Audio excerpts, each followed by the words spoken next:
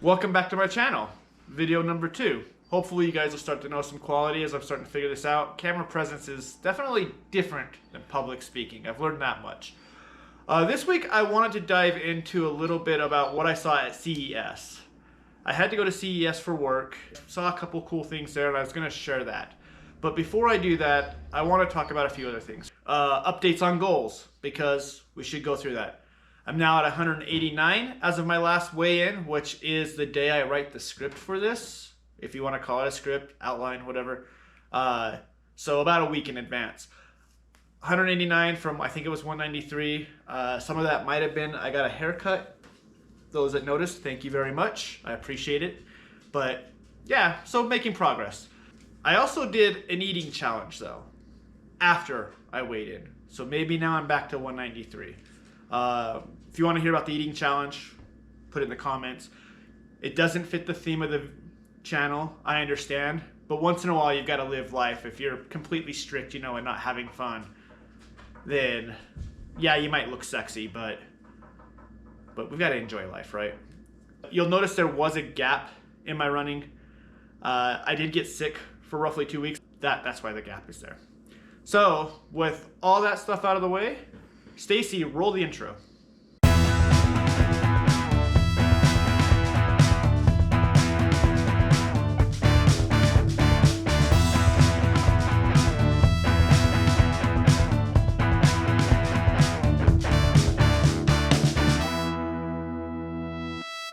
All right, so CES. I don't want to explain what CES too much is. It's basically just a tech show. I have to go there for work.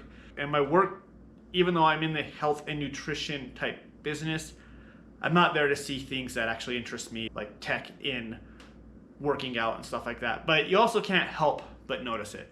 So while it wasn't the focus of why I was there, I did see some cool things, and I kind of wanted to share them with you. The first thing I came across, and I actually want one of these, and maybe eventually you'll see it in the background. There's treadmills out there, and they're called walking pad. And the way they fold up is more like a cell phone. They're much more compact. Like, you can see I have a pretty standard, cheap, I don't know if I'm in frame right now, cheap treadmill that we run when I'm snowed in. However, it's not as I think every treadmill tries to show that, hey, look how compact we can get. That saves me 2 feet of space. It's not, yeah, I can kind of roll it somewhere, but it doesn't really compact. And compared to what these new ones coming out are, like they literally fold up straight. They kind of fold like a cell phone. And so they do save a lot more space, and I thought they were cool. I asked them, hey, can I actually try it? I wanted to see how it felt. Because my thought was with the way it folds, like our flip phones would, it might not be as durable stuff. So they brought it out. They actually got me on it. I walked on it for a minute or so, and then I told the guy I'm cranking it up. And I took it up to about a 7 mile an hour, and I ran for 3 minutes. And it felt about the same as what I have here. Now, once again, not top of the line behind me, but it had cushion. It didn't feel like it was skippy or have durability issues. So overall, I kind of really liked it. If I somehow come across the money to get one, I think it would be a nice addition for my small little gym space you guys all see here. That's because it would give me some more space. Another cool thing, you might have heard about Hollow Sport. They do goggles for swimming. Mark Lewis did a quick little blurb on it. If anybody that actually follows his channel, supposed to make swimming better. If not, maybe we'll put the link there. But anyways, what the Hollow Sport does with the goggles is it connects to either your phone or they technically only interact from what I talked to them with Garmin. So if you use Garmin, great. But it puts the basically numbers up on your goggles in AR version. So you can kind of see how many laps you swam or whatever. I'm not a swimmer, I'm a runner.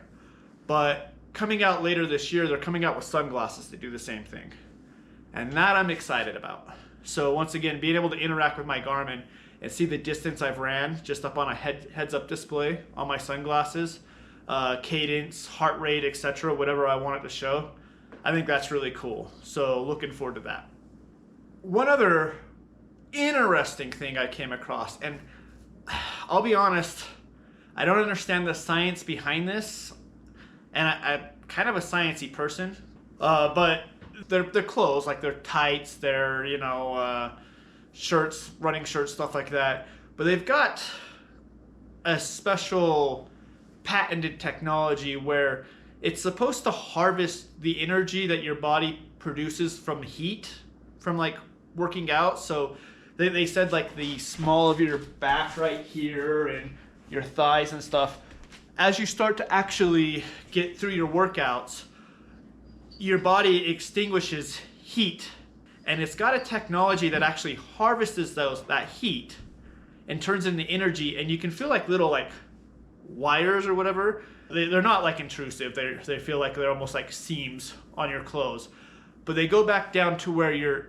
muscle activation zones are and actually help trigger your muscles and re-release that energy you're producing and give you more energy. And they say like from their tests and stuff, it ups like race times, it ups like endurance, like people are able to run longer wearing this from test A to test B.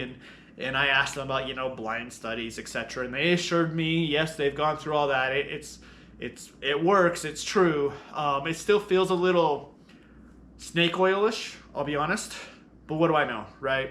So yeah, might be interesting. I could see if this technology works, that it would be outlawed very, very quickly in the actual professional world. But maybe for us amateurs, and yes, if I consider myself an amateur, if that, it might be something to help us, feel better about our maybe marathon or half marathon or 5K, 10K times.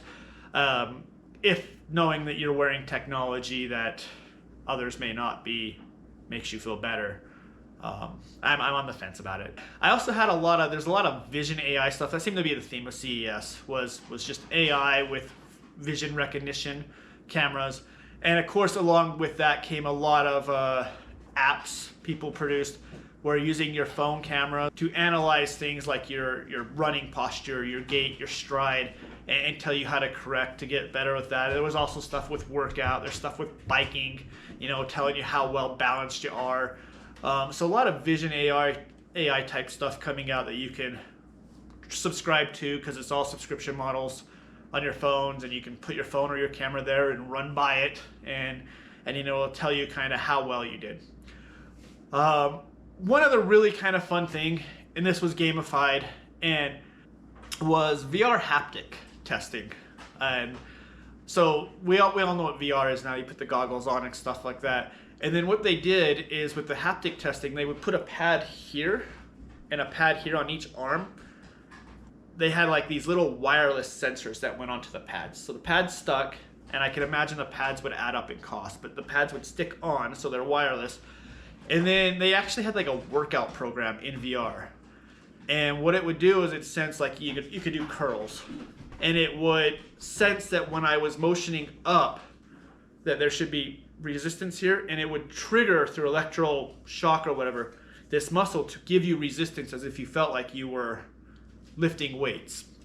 Now, it was in an environment that wasn't ideal for connections and stuff, but for the most part it worked. It's very interesting. I kind of was shocked at feeling it, and I'm sure if it was in a much better environment where you didn't have thousands of vendors all trying to use the same Wi-Fi and the connection, that it would have been better. But it was interesting, and I could see the potential of having like straps or something. I don't know about the sticky pads, because once again I can see, well, maybe they like the sticky pads because you'll constantly be rebuying.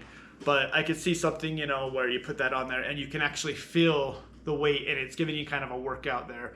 I don't know long-term effects on how effective it would be, obviously, but you could feel weight, and they had to keep turning it up. Not that I'm a muscle man or anything. They had to keep turning it up for a little bit because at first I couldn't. So there's some adjustments there, but that means also I'm assuming you could say, hey, I'm ready to graduate to like 30 pounds per arm or whatever. And there's more than just arms. That's just what they were demoing there. But I found that as interesting. And then one other tech that, and I saw a few competitors for this, so I'm not going to list one. There's not going to be a specific one up on the thing. We'll maybe show a picture of what was there. But we've all seen the tonal. I believe it's what it's called, tonal. It's got the mirror, you know, you work out in front of it. It's got a bench add-on and kind of look at yourself and you can see a trainer in the mirror and they give you an ideas and then it's got resistance bands and stuff like that. There's a lot more competitors coming out into that space where specifically like they would use the TV instead, but they have like this little bar thingy on the ground and it was maybe this long, like about that high, you know, not very intrusive. It then would have like it has these strings that come out of it. You can connect once again like grips to it or whatever. You can put a bench over it like what I'm sitting on. And you can use it once again as resistance training and it adjusts to what your physical capabilities are.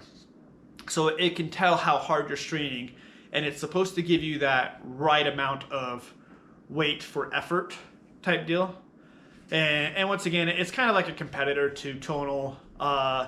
Less intrusive, I think, is the idea because you can use it with your current TV versus having to buy or whatever. I'm sure it'll still have a subscription model of some sort, but maybe not. But basically something where you can stand, you can do squats with it, you can put it on your bench, do bench press, you can do curls, etc. So I thought these were all kind of cool technologies. I wanted to share them with you, what's coming out. Some of them I'm interested in. I want sunglasses. I would like the treadmill just to upgrade the treadmill for, once again, when I'm snowed in. But I thought, even though this is a running channel, sharing some of the cool health and running tech out there might be interesting to some of you. And maybe not. Who knows? All right. So now back to actual running. I start marathon training Monday. Now, I have been running, obviously, before then. I've done half marathon training programs. I've done actually a couple of them, stuff like that. I've ran a few half marathons. We got medals in the background. Maybe one of these videos I'll talk about that stuff. But I'm doing marathon training. And I've decided to use an app called Running with Hal. I'm doing the free version because I'm poor and cheap. And let's be honest, anytime you can do something for a cheaper version, I'm sure the subscription model is great. But I'm doing the free version for the moment, which, yeah, is lacking some things, but it's set up a program for me, so I'm going to try it out. And by the time you guys see this video, I should be about 1 week in. I have already been using it, but I have a reduced running schedule this week. It felt a little safe, I guess. It had me run twice this week, like 3 miles, which was, once again, for as long as I've been running, isn't that much. Now, it might be for beginners, but not that much. So hopefully it ups it over the next couple of weeks. But yeah, I'm doing that. If you guys are curious on what other running programs I've done for like half marathons, real quick, I did use a Garmin one when I got the Garmin. It has half marathon training programs, but I actually ran a half marathon before I ever got a Garmin. And I used ChatGPT to actually create a schedule. I told it kind of what I wanted to do, and it made a schedule, and I just followed that. So for those that don't necessarily want to buy a watch or download apps or use free versions that you know you're going to get ads or it's going to bother you to subscribe, ChatGPT worked fine for me, I'll be honest. It was kind of cool. So give that a try. With that being said, there will be more running content in the next video. I'm actually dressed to go run now. I'm going to go run around our park loop is what I call it. So roughly just over a mile. Doing the running with Hal thing that we mentioned. And yeah, I'll start to try to put up some stats, analytics, stuff like that. And you guys can hopefully see the progress. And yeah, we'll go from there. So thanks for watching. I guess that's right. Like, subscribe, comment, share with friends, post to your social media, write it on bathroom stalls, check out this YouTube channel. I don't care. Thank you for watching. Appreciate it. And remember, keep pushing.